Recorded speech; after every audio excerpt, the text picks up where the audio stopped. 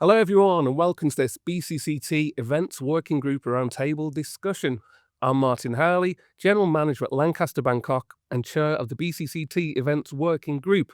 Today I'm joined by three key members of the working group: Watkins, the Chamber Executive Director; Gareth Davies, the Vice Chair and Partner and CTO of DDX; and Daniel Poole, MD of White Strawberry Asia.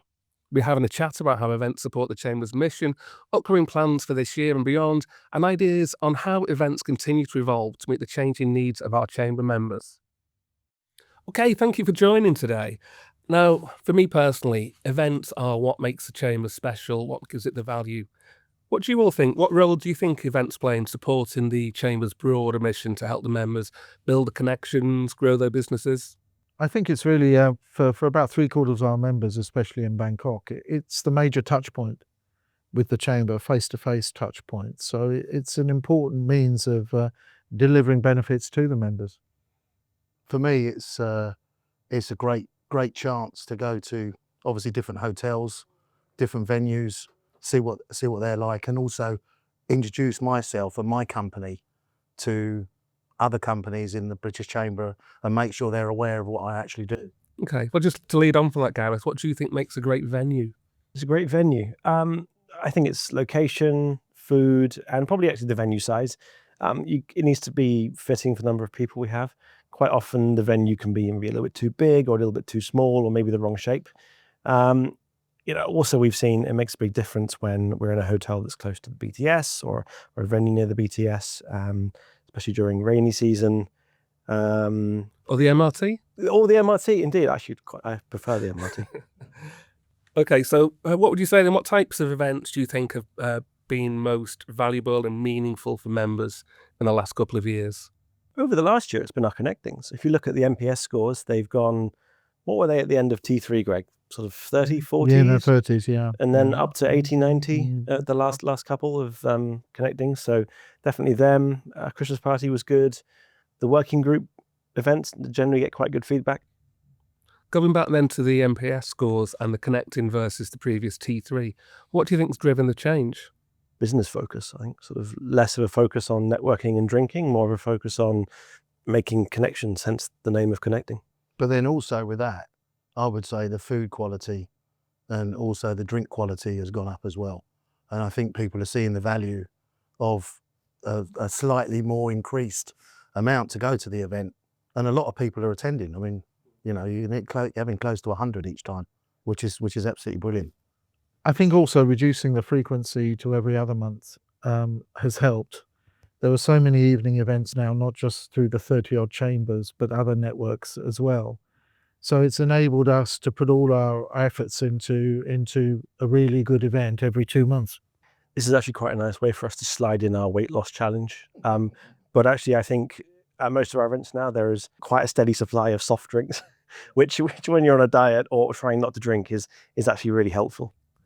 I do think has been one of our wins for the events group, is about focusing a lot more on menus, influencing the general managers of the venues to make sure that they show themselves off in the best way that they can. And I think we've really seen that. Also with the wine RFP process, being able to get better wines at a better price. I think the members have commented on that quite a lot. And the soft drinks, Gareth, as well. Let's not forget those. I think also the other thing that's important with our events, it's not just the connecting and the networking, it's delivering knowledge and allowing members to meet and talk about specific issues. So when data protection came in, when PDPA came in, we were very quick to let our members know what was happening there. And now we have issues like the shrinking talent pool and how our businesses can mitigate against having to do as much or more with fewer people. These are key business issues that we can deliver knowledge and best practice on. And also, I think it's good that we do now an event beforehand that's like a panel discussion or something like that encourages people to come along. And I was surprised that the amount of people that did attend the last one, LinkedIn, the LinkedIn one, because you think, oh, people won't be able to get there at that time, but actually doing that helped the connecting event afterwards at the Lancaster, which was a very nice hotel that everybody enjoyed. Thank you, Daniel. We actually shifted the board meeting earlier an hour in order so that the board could go to that event too. So I think as well, coupled with all of this, the more events at the board are at, the better it is for the members. Okay, just coming back again to the NPS scores. Overall, how do you think the member feedback has influenced the way that the British Chamber events are designed and delivered? I think it has to an extent. The thing we have to bear in mind with feedback, when you have responses of 15, 20%, which are very high for surveys, the danger can be to change what you do based on the comments of 2 or 3 attendees. And I think it's more important to look at trends and just stay flexible. Maybe tweak a few things in our events based on what those attending actually say to us. Okay, I'd say this is probably more for you, Gareth. Digital innovation. How do you think digital innovation can enhance the event engagement and further drive the NPS scores? I think something that I'm sure most of the members know we're looking at already is an improved back of office system, which will streamline event bookings, which would mean rocking up to an event and checking in would be easier.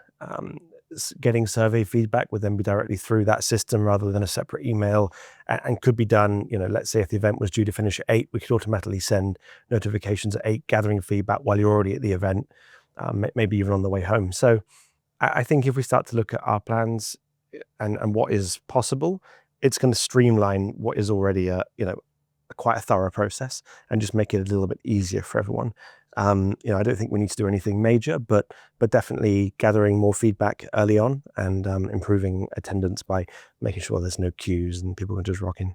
But also we mentioned in our last meeting that we would try and do, some videos, some short videos. Yeah. Maybe some guerrilla videos and also some short interviews of people actually at the event, which is great for socials, because a lot of people want to watch a 10 or 15-second video rather than us rambling on or a few photos. Like we're doing now. Like we're doing now. Yeah. Exactly like we're doing now. I want to see one of those sort of Heathrow security type things with the red, orange, green on the way out. You just smash the button. Okay, with the smiley faces. Yeah, we could do Well, that. you could do that on an iPad anyway. You could click on there and just point out what you like most about the event. Yeah. And if you want better value, you just take the iPad with you. Well, or you win it. Or you win it at the British Chamber of Commerce Christmas lunch. All these things can happen. Just walk around with it on my chest and we'll be... Yeah. You could have one on the other side that would let you see through. Done that before events with robots. Okay, Yeah, robots Well, going around. that is digital innovation. So you mentioned the Christmas party then, Daniel, and I think Euro is a fairly large part of that. Now that's so different from the rest of our events because it has a charity element, but to me it's purely social. What do you think we need to do to keep that special? I think we've found a real sweet spot over the years with that we've adjusted every single year. We're getting more people involved, doing different things up on stage and changing it slightly. And I think we need to keep doing that. But I think we've really hit the mark with it. You can see with the attendance, and we don't really need to ask people to come along. They're already trying to book seats, and people are asking me about what the date is now. I don't even need to talk to them. They're saying, what is the date for the Christmas lunch? Because they obviously want to put it into their diaries. And to me, people like to go along that because some people haven't seen people for quite a while, and it's a real big catch up. So it's not only business, it's very social, and I think we try and do the blend nicely there. I'd also say as the youngest person here that I think over the past even 5 years, it's become very much up to date now. I think there were certain things we've seen on stage over the years that come with question marks, and a lot of that's gone. It's still very funny. It's still very British. I think the food's got better. The entertainment's got better. Danny's got funnier. Thinking back to the first one I went to, I think 2016. Do you remember those 2 Santas on stage? Yeah, yes. Who are those guys? You don't see them around town ever. No. You do see them around town. You just don't see them up on stage. The music at the last year was really good. I think it is a really good event now. I will not say it wasn't before, but it's got better. I think the one challenge, we have brought it up today, that we need to find a way to better engage sponsors. And the event was clearly with 500 people in a room. For anyone whose market is those 500 people, it should be a good opportunity to sponsor. So yeah, that's I think our remaining challenge. But again, we could do like a spot prize sponsored by somebody, and it will be something that's related to them. We can always put that in there, and you could put that in the sponsorship package. Okay, so just building on that, how would you say sponsors and partners could really maximise their visibility, not just from sponsoring Christmas, but from sponsoring any of our events through the year? I think when I have discussions with potential sponsors, it's not just the spending money aspect. It's to get a touch point or a hit each month with the members in some way or another. It doesn't have to be a paid thing. It could be a post on LinkedIn or something like that, and blend that with paid sponsorship or benefits like web banners or emails or events or something. So build a mix within your organization. It doesn't have to be a big company. Just the thinking is the same. So to use the engagement with the chamber more effectively. And also on that, coming from a company side myself, is you actually want the company to come to the British Chamber and say, is it okay if we do this? Is it okay if we do that? Generally speaking, we can always work with them and say, yes, if you want to do a little prize giving or raffle, or you want to have your booth in the corner or something like that, we're always willing to do it. I mean, we've been doing that for years and years and years. So I was just thinking, looking at the four of us here, how many events do you think we've been to collectively? British Chamber events over the years? I think Greg might have been to more than us. I'd say he's probably the winner there. So More than the three of us combined. I'm in the thousands. but thinking of your wealth of experience between the three of you there, what advice would you give to new members looking to come to the first ever event?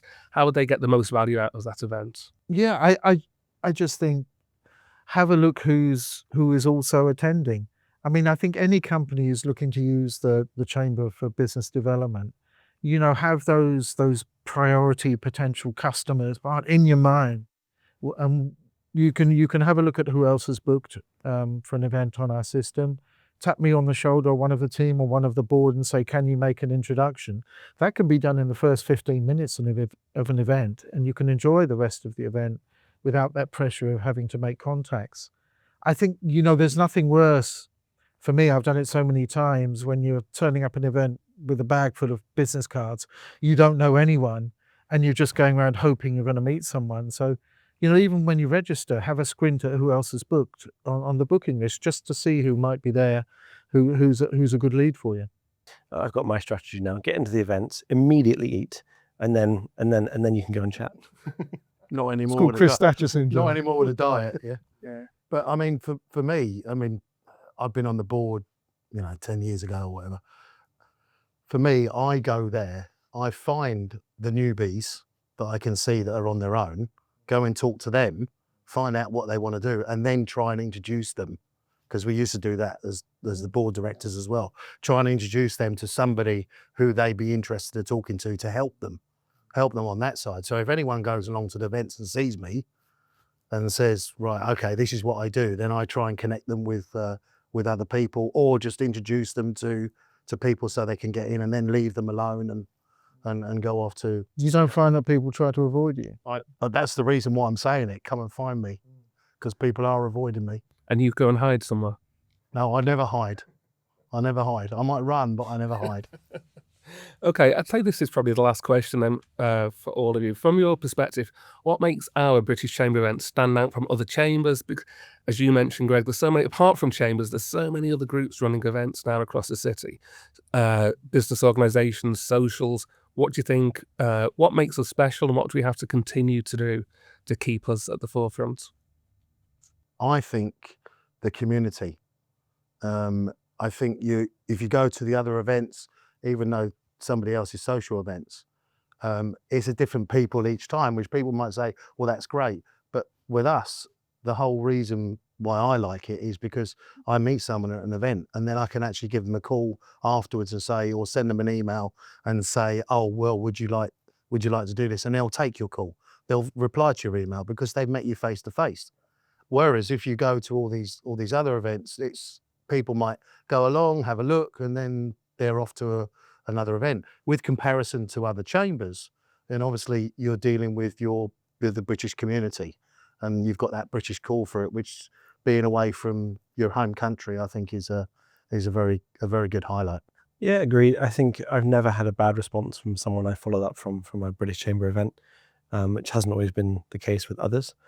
And I think the other thing as well is, the more events you go to, the closer you become to the community, which ultimately puts you probably within a working group, which then segues onto the board, which then kind of, helps the business overall. So I think it is that it's not a closed community, it's close community. And, we are biased because we're British, but, I certainly feel a little bit more of an outsider at other chambers. I think for me it's the variety. And we now have a meeting room office space in our new office at 2 Pacific Place, very close to the BTS. So we're not so concerned about putting on events where, during the rainy season, it's an easy jump off the BTS station into the office.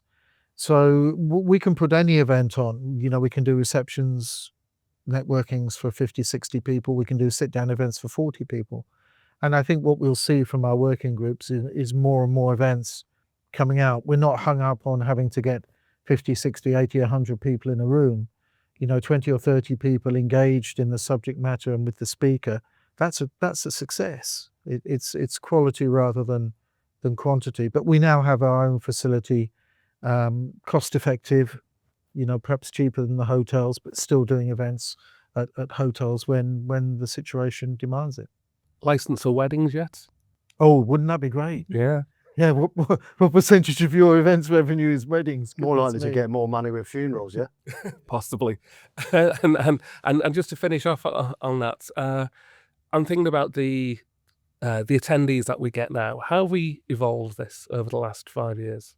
Do you think we have? There's definitely a lot more diversity in our attendance. There's a lot more younger people. There's a lot more Thai people. People from, I guess, guest attendance is down a bit because it tends to be more member specific. But I think with that, members are bringing other members from, members are bringing other employees from their companies, and close friends who ultimately become chamber members. What else? I think my message would really be to our members. Our member companies employ over 200,000 people. And I would say to the CEOs, the C-suite executives within those companies, empower your team members to come to events. There are a lot of companies, I think, that would benefit from some of the knowledge that we can deliver through our events, but there are no opportunities for middle managers. So I think CEOs engage with us, but bring your team members into what we're doing. And to me, it's engagement with the British Chamber. It's okay to sit back and say, well, the British Chamber haven't given me this, I haven't got any business.